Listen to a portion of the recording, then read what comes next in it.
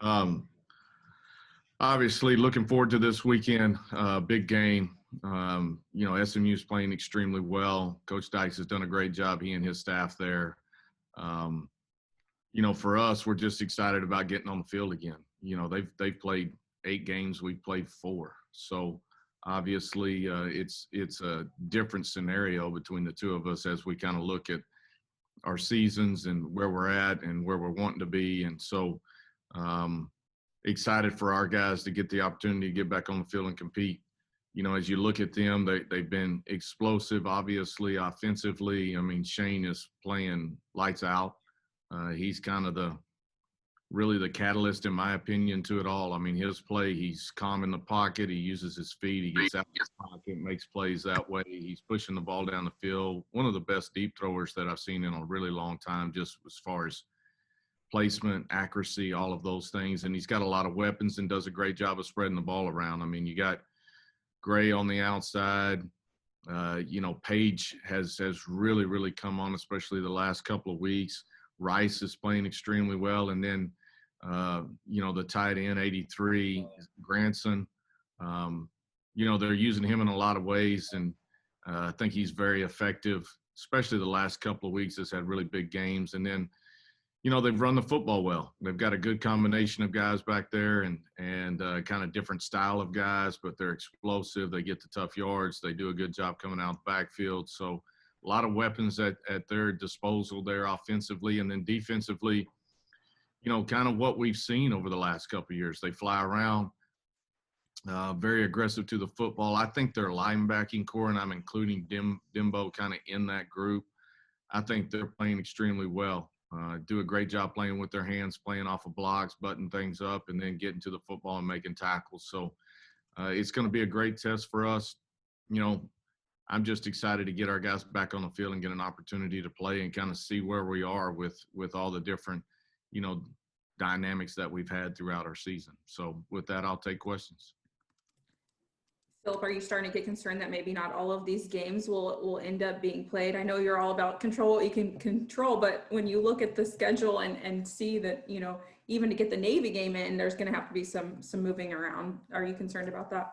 Yeah, a little concerned about it. I don't know how all that part's going to play out, and my line on that since you already said it. So, but, for us, obvious focus right now is on SMU.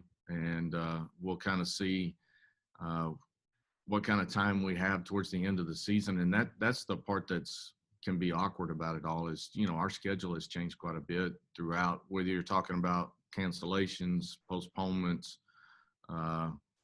or just changing days. Hey, we were supposed to play on Saturday, but now we're changing that date and we're moving it to a different day. So we've had a lot of different variables in that. So, for us right now, we want to really focus in on a ranked team coming to our place. We finally get to play our second game at home and know it's going to be a great challenge.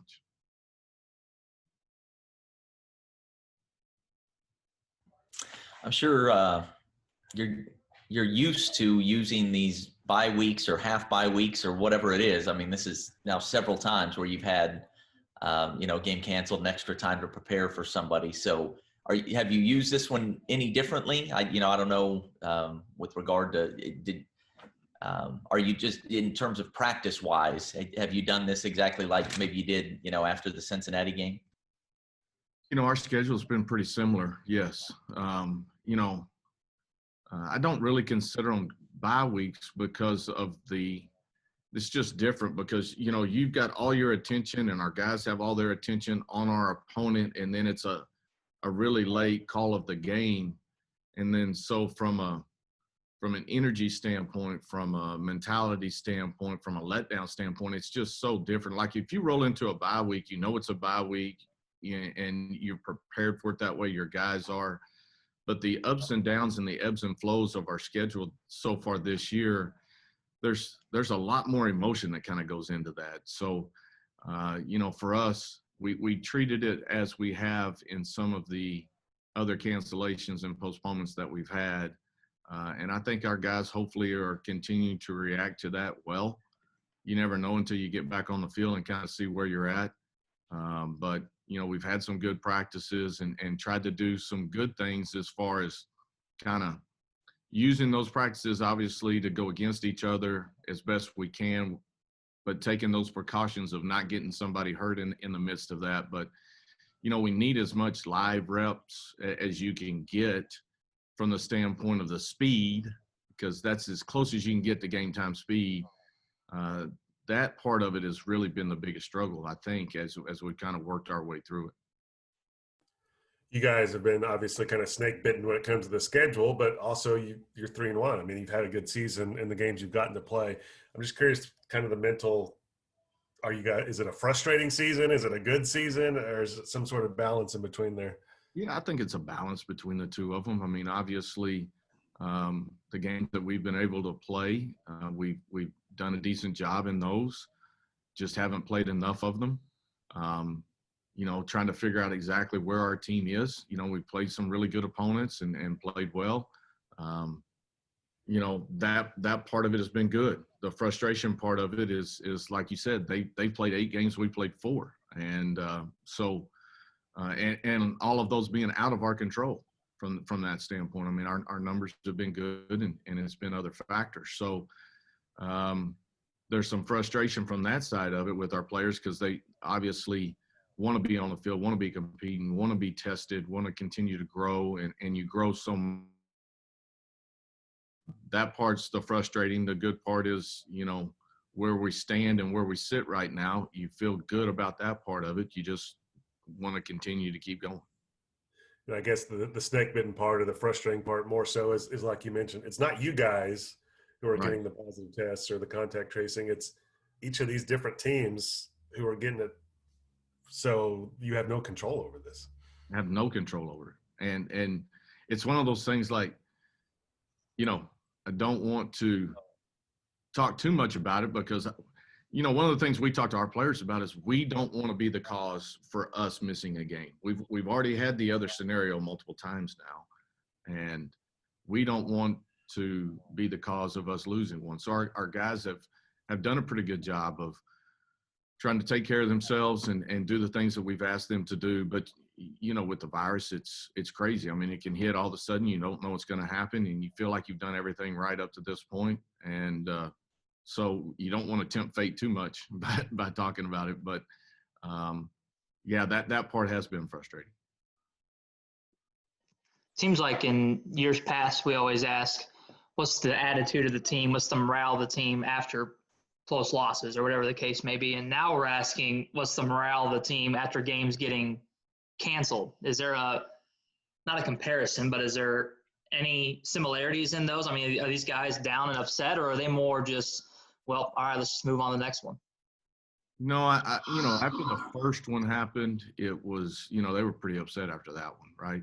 I think now, as we've gone through this a couple of different times, I think they're upset when it initially happens, but hey, we've been through this before. We got to lock back in. We got to get focused on the next thing. And I think they are handling it in a better fashion right now. Now, we got to continue to keep growing as a team. And that's the part that we're still trying to learn. You mentioned them playing 8 games, you guys playing 4. The answer is pretty obvious, but what are the disadvantages of that for you guys, not getting that many game reps as compared to what they've gotten? Yeah, I mean, first of all, just knowing who your team is at this stage, right? Guys that have made plays, things that have been really effective for you. You get to build on momentum. You get to build on confidence. You get your team continuing to grow from that standpoint. And those are huge factors as you get into the course of the season, as you know. I mean, it's momentum and confidence is such a huge role in it. And so when especially the way they're playing, they played really well. They've had some come from behind type victories. They've had some tough ones. They've had some blowouts. And so you get to factor all of those things in. And then maybe those guys that didn't have a ton of experience early in the season, well, now they're 8 games into that. And they're kind of in that veteran mode. They've seen a lot of different things, where our young guys, or doesn't even have to be young, just guys that haven't started a ton of games. Those guys are still learning through the process. And the more things they see, the more things they recognize, the faster they react to them. And you get to build off of that every week. So those are probably the drawbacks of the schedule that we've had up to this point. Coach, your Nice. team scored 7 points in your opener, and then you had with sort of an unplanned bye week there with the postponement of your Arkansas State game. And since then, you've scored almost 37 points a game in the last 3. For those of us who haven't seen all of your games, what changed, or what kind of tweaks did you and your staff make to get your offense really clicking? Well, I think there are a number of factors in the game. One, I mean, our fall camp was kind of start and stop throughout. You know, we had some guys out in quarantine that only got a couple of days of practice before that Oklahoma State game. And so from a timing standpoint, a lot of things were off, and it just takes you a little bit more time to gel. And give credit to Oklahoma State. I think they're pretty good on defense. So, you know, we did some good things in that game. We hurt ourselves with penalties. We hurt ourselves with a couple of things that just getting behind the chains. We weren't consistent enough. I think we've tried to improve that in the games that we've had since then, and being more efficient. I think our timing has gotten better, and we're starting to gel and become the type of team I think we can be. So, you know, we're still a long ways from being done, but we still got a lot of growing to do, and I think our team is getting better every week. But, you know, if you're looking back at game one compared to now, I think those would probably be the factors that were involved. Coach, talking about this rivalry, we've talked about it before. In some ways, I think it's maybe the one with kind of the most personality. You know what I mean? Like if you go back 20 years, I think there's been only one honest to goodness blowout. And that there have been some years where, you know, TU's got an 11-win team and SMU had a 1-win team, and it was still a close game. Why do you think that is? Why do you think these teams, it seems, this really is one where you can throw the records out? A lot of times that doesn't actually, you know, that's not actually true, but in this one it is.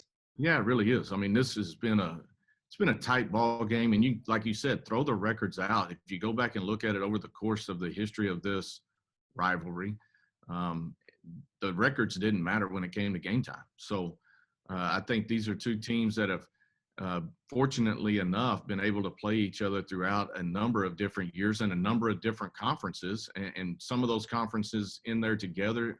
If they weren't, then they were continuing to play. I think just location-wise, you know, only being really 4 hours apart, a lot of the same guys, you're recruiting a lot of the same guys, you're in the same conference, those kids know each other. So the rivalry has been one of those really consistent ones throughout the year. It's been back and forth throughout the year. I mean, great overtime games in there. I mean, obviously last year was one. You think back, I think in 16 we went to overtime with them at home. And we had a pretty good team that year. But it's just been that game, and it's been one of those that is always stands out to you and you always look forward to, and you know it's going to be physical, you know it's going to be exciting, and it seems to never let you down in that sense. You mentioned last year's game. I mean, you guys had a couple of heartbreakers last season, and this one's right up there at the top. Do you use that? Is that in the back of your head getting ready for this game, either in a positive way with motivation or any kind of negative way? I don't think there's anything negative to it. I mean, obviously, I thought we did some good things in that game. It came down to a triple overtime deal, and you know, your inches. That's how close you are to winning it or losing it. So, you know, if anything that you try to take away from it, you know, we had a decent lead going into the fourth quarter. You got to be able to finish games like that. You know, they've got a ton of weapons, and they always do a good job of using those guys. And so this is one of those games that I think will come back down to the wire again. And if you get a chance to get a lead, man, you better keep pouring it on. You better continue to keep driving. You better continue to stay positive and stay locked in, because there's too many weapons on both sides not to. So you don't necessarily think it's motivation for your players that they let one get away last year, or they felt like they let one get away? You know, we'll let that part of it work itself, and I know our players remember that. We as coaches remember that, but we're also a different team right now, and this is a different season, and you know, we got an opportunity to step out on the field and get a big win, and this will be a big game on a number of different, you know, levels. Just, you know, again, they're ranked, they're coming to our place. You can throw in last year's part of it. You can throw in the rivalry part of it. There's just a lot of things that factor into it. And I don't think this is not one of those weeks that you got to talk about things to get guys up and ready to play. I think they'll be ready to play on both sides. On Bouchel, he's been around a long Forever. time, and it seems it's definitely playing his best ball, now. Like the yards per attempt, the touchdown versus interceptions, all that stuff is the best it's ever been for him. And I mean, he's thrown for 11,000 yards in his career. He's so accurate. You guys have some great defensive back play, but he's one of those guys who your coverage can be perfect, and he still completes it on you because he's just that accurate. So kind of what's the game plan for him generally? How do you go about dealing with a quarterback with the skill set he has? Yeah, I think you got to mix it up because one of the parts of his game that I think is overlooked a little bit, I do think you are 100% correct on the accuracy, and especially on the deep throws. He's just uncanny with that part of his game and has been for a long time. And he's got so much experience in his back pocket, but you've got to change up some looks. You've got to give him some different things. You can't consistently give him the same stuff over and over, whether you're going to bring pressure or not going to bring pressure, changing up, playing man, playing zone, dropping 8, bringing 7, whatever that is going to be. You got to continue to change up those looks and try to keep him off balance. And you got to get him in those long yardage situations. And he does a great job of really working through those long yardage situations because, you end up dropping 8 or you're playing 2-man or something like that. And then all of a sudden he's pulling it down, running and getting the first down because he's really good with his feet. And that's the part of the game that I think gets overlooked is he's buying time, moving in the pocket, getting outside of the pocket, making plays that way. And then all of a sudden his eyes are down the field and he's throwing one over your head. So you got to do a really good job of containing him. When you get hands on him, you got to get him on the ground. You get an opportunity to hit him, you need to, right? To try to disrupt some of that stuff. But, he's a special player with a ton of ability. And, again, I think he's the catalyst of what makes them who they are. When you mentioned last year's game, some of the players for SMU, I guess most notably James Prochet, are gone. This year they lost their top receiver and their top running back to injuries. And you were very complimentary of some of the guys who have stepped into those roles. But do you see a difference in the way SMU is using some of those new guys in those roles? Well, Prochet was just, it's hard to find words to describe what he did to affect games, and especially in the clutch times. You just had to get it anywhere close to him. And somehow, even though he's not a big receiver, he just came up with huge catches. But as you look, obviously they've lost a couple of weapons, but the running game part of it and what they're doing with Bentley and with Levine, I think they complement each other really well.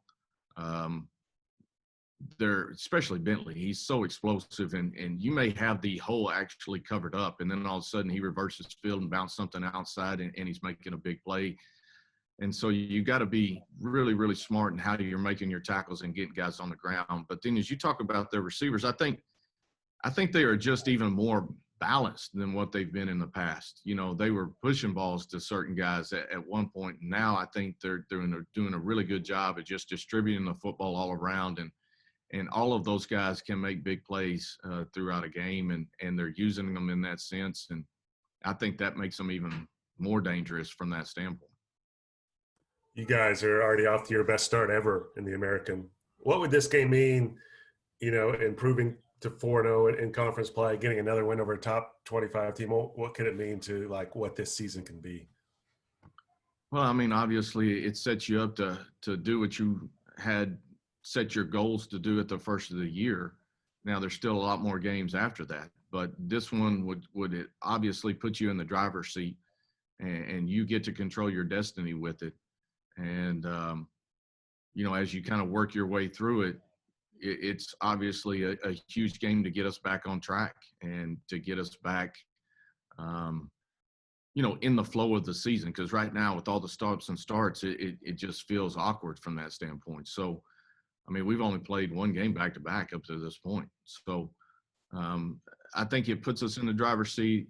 We definitely control where we're headed and where we're going. And then again, just another top 25 type win opens a lot of different doors for you. Even in that answer there, you had to reference the affecting your schedule from COVID. How worried or in the back of your mind is it that you're going to wake up on Thursday and you're not going to have a game again? It's always in the back of our minds right now, just with our past, right? So, but everything that I've heard up to this point coming out of SMU has been positive, and so, I feel more comfortable about that side of it. And our side of it is we're in decent shape right now too. So hopefully we stay on that course and get the opportunity to play.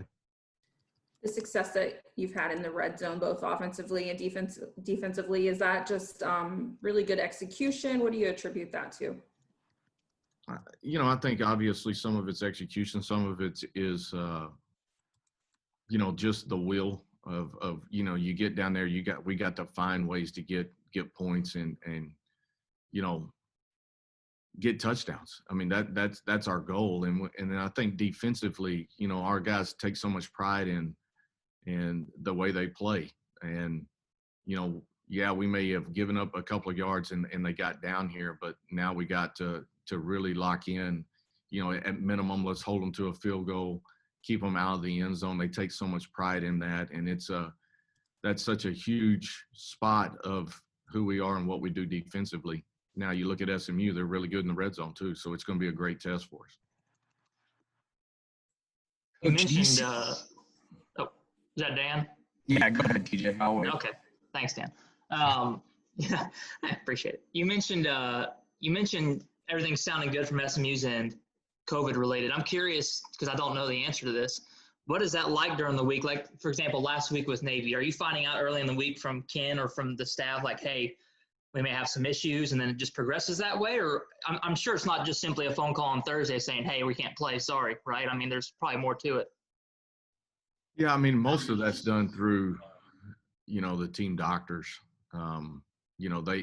We start sharing that information as the week starts happening. And so, you get you may have, and this is random, right? So there's I'm not thinking back to any specific week or anything like that, but, maybe you get a kid that tested positive on Monday, but you only had the one, and you say, okay, they got one. Well, as long as it's one, you should be fine. Keep it isolated and you'll be in good shape. But if you start hearing things, hey, we had 4 and we may have a couple more guys that look like they may be showing maybe some signs of it, then, obviously your radar heightens a little bit and you start being worried about it. And so, as that information, you start sharing that back and forth with each other, those, when you kind of get at least some thoughts to it. But the flip side of it is you can't say, well, it looks like we're going to cancel another one and your team's not ready, you're not ready, and you just kind of, you've got to prepare like you're going to play no matter what. And so that's the part that makes it a little bit more difficult. Sorry, Dan, one more. Apologize. So you guys aren't blindsided by it then. We are, because we're outside and we don't hear anything until the game gets canceled. But you guys generally have somewhat of an idea going in. Most of the time, especially in conference play, because, the doctors are on calls as a group, the medical group, every week. And so for the most part, you kind of have an idea where everybody's at. If we're not playing them that week, I have no clue, but your normal opponent that week, you start hearing things, and you're hoping that if they have an issue that it's being able to be isolated and you're going to be able to continue to play. Thank you. I was just going to ask, do you see this matchup with Zach and Shane be just a quarterback duel back and forth with one another, or do you see more of a balanced attack with your offense in the backfield? I mean, how do you see this playing out with Shane and Zach? Yeah, I don't really see it as the quarterback duel thing. I see it as our team versus theirs. They're a very talented team. They're playing extremely well right now. They're on a roll. They got a ton of confidence. They're ranked, and they've got momentum. And, for us, I see us as a team that is still getting better. I think we've got an opportunity to have a good season, but we've got to continue to keep putting wins on the board. if anything, it's our defense versus Shane and their defense versus Zach, and how we attacked, whether that's trying to be balanced, whether that's leaning a little bit more one way or the other. The ebbs and flows of the game are going to kind of lean you that way. So that's kind of the way I see it. And then I have another one. We've gone through this season where you've had postponements and cancellations. You guys could be playing a game on Saturday and then barely any break going right into Lane. What's your thought process, how this week could be played out? It's like you're going from one gauntlet to the next. Yeah, I mean, it's almost like you're sitting in a race car or something, right? I mean, like we finally get to play, hopefully versus SMU, and then you're not even going to come out of the curve before you're hitting your next game. And so it'll be a really, really fast turnaround. It'll be a difficult turnaround, I think, for both teams, because I think Tulane has Navy at home, this weekend too. I mean, Army. I'm sorry, not Navy, but Army. And so it's going to be a quick turnaround for both of us. Anytime you play on Saturday and turn around and play on Thursdays, those are tough games on our players, because you're just now kind of coming off the soreness and off the bumps and the bruises and all of that part of it. And then you've got to line right back up. You got to refocus. You got to put in a whole new scheme. All of that is so quick. And so it'll be a fast turnaround. But, right now, again, we're going to stay focused on SMU because that's the big one in front of us. But you are happy that both are at home. Absolutely. Absolutely.